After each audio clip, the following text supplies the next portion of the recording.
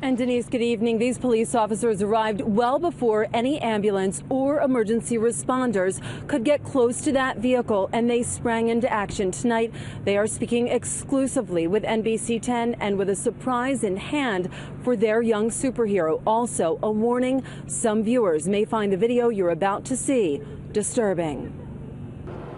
We just pulled up and we see the car mangled. Philadelphia Police Highway Patrol officers Michael Alice and Joe Moore were among the first to arrive at 10th and Ontario Friday night, moments after police say Gregory Alston, who was fleeing from police, slammed into an innocent driver, killing her male passenger and trapping a 4-year-old boy in a child safety seat. We first saw him, we didn't know what to expect. We thought the worst, but once he started to breathe and cry, we were a lot happier. Speaking exclusively to NBC 10 outside St. Christopher's Hospital, the officers recounted the chaotic moments of the tragic end to the pursuit and say at first they didn't realize a child was in the car. I can't even imagine the words to tell you what this car looked like.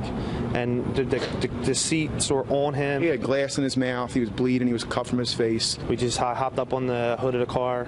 You could smell the gas, you could see the smoke.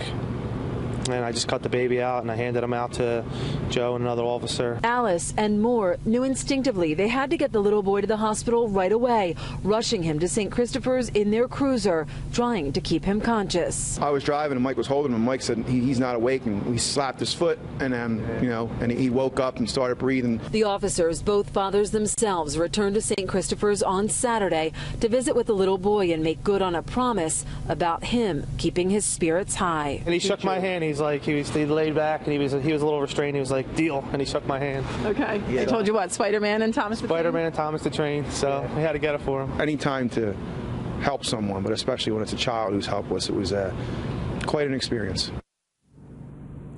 Now, Denise, NBC 10 has also learned that the little boy's grandfather, in fact, visited with him here today at the hospital. And despite some serious head injuries, those police officers do believe that he will make a recovery. Now, the female driver of the vehicle, the woman believed to be the little boy's mother, we know that she does remain hospitalized tonight at Temple University Hospital. That is the very latest live outside of St. Christopher's. I'm Sydney Long, NBC 10 News.